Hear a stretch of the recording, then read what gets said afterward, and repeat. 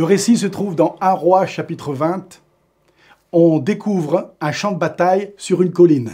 D'un côté, vous avez le peuple d'Israël et de l'autre côté, l'armée de Syrie. Et les deux armées vont s'affronter sur cette colline. C'est Israël qui gagne. Alors les conseillers du roi de Syrie, ils sont un peu perplexes et ils se disent « Comment se fait-il qu'on a perdu une fois de plus contre Israël ?» Alors ils pensent être intelligents et ils vont voir le roi de Syrie et ils disent « Il semble qu'on a deviné la faille, la raison pour laquelle eux ils ont gagné et nous on a perdu. Parce que leur Dieu n'est qu'un Dieu des montagnes. Voilà pourquoi ils ont gagné. Si le Dieu d'Israël est un Dieu des montagnes, ça veut dire que si on combat Israël dans la vallée, cette fois-ci on va gagner. » Alors ils se sont retrouvés dans la vallée, dans la plaine, les deux armées s'affrontent et c'est Israël, une fois de plus, qui remporte la victoire. Tout ça pour dire que le Dieu des montagnes est aussi le Dieu des vallées. Le Dieu sur la montagne est aussi ton Dieu quand tu te trouves dans la vallée. Évidemment, on a tous envie de vivre sur la montagne, sur les sommets. L'air est pur, l'air est frais. Il y a une vue formidable là-haut. On peut planter son drapeau et crier « Victoire, gloire à Jésus ». On a tous envie d'être sur la montagne et parfois on pense même que Dieu n'habite que sur la montagne, que Dieu n'est qu'avec les chrétiens qui se sentent forts, inébranlables. Quand j'étais petit, dans notre église, on chantait souvent ce chant qui dit « Je veux monter sur la montagne, c'est là que l'on rencontre Dieu ». Quelque part, ce chant est l'écho de ce que pensaient les conseillers du roi de Syrie. Ils pensaient que Dieu n'était que sur la montagne. Eh bien non, le Dieu de la montagne est aussi ton Dieu quand tu te trouves dans la vallée. La montagne, on a tous envie de vivre sur la montagne.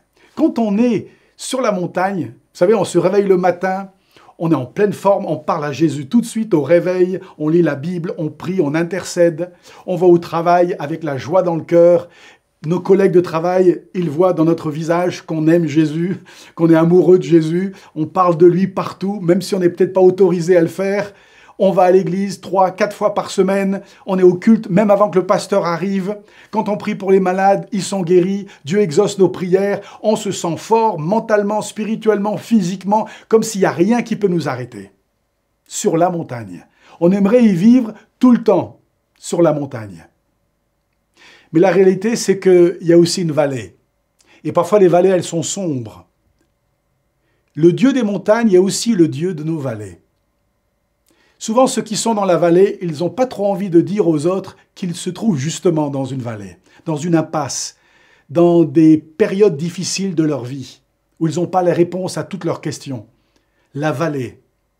C'est quoi le nom de ta vallée? Peut-être que c'est la maladie. Ça fait des années que tu souffres dans ton corps, tu as tout essayé, et tu te dis « mais Dieu m'a abandonné. Pourquoi je souffre de cette façon dans mon corps depuis si longtemps ?» J'ai une amie qui habite en Afrique du Sud, elle s'appelle Vanessa, et elle souffre depuis des années de fibromyalgie, des douleurs constantes, 24 heures sur 24. Et puis elle m'a écrit ce mail il y a quelque temps, elle me dit ceci, « Les embrassades de notre Papa Céleste sont encore meilleures dans la vallée, si nous ne perdons pas de vue de qui est notre berger. Beaucoup craignent la vallée et pourtant, il n'y a rien à craindre. » Waouh! Et ça vient d'une femme qui souffre. Ce n'est pas de quelqu'un qui est sur la montagne, c'est de cette femme qui souffre depuis des années dans son corps, dans la vallée, et qui nous encourage. Peut-être que c'est une souffrance intérieure que personne ne voit. Une crainte, une phobie, des troubles, des questionnements, de la confusion, le doute. Moi, quand j'étais petit, en grandissant, à l'âge de 12-13 ans, jusqu'à 17 ans, je doutais de mon salut. J'avais peur que si Jésus revenait, il n'allait pas me reprendre, me prendre avec lui quand la trompette allait sonner. Et c'est à 17 ans que finalement je suis sorti de cette période très sombre. Mais même pendant cette période de plusieurs années, dans cette vallée sombre, Jésus était présent. Même si tu te trouves dans une vallée sombre, Dieu pourra faire jaillir des sources d'eau. Parce que le Dieu des montagnes est aussi ton Dieu dans ta vallée. Que Dieu te bénisse, que tu sois là-haut ou en bas, il est avec toi.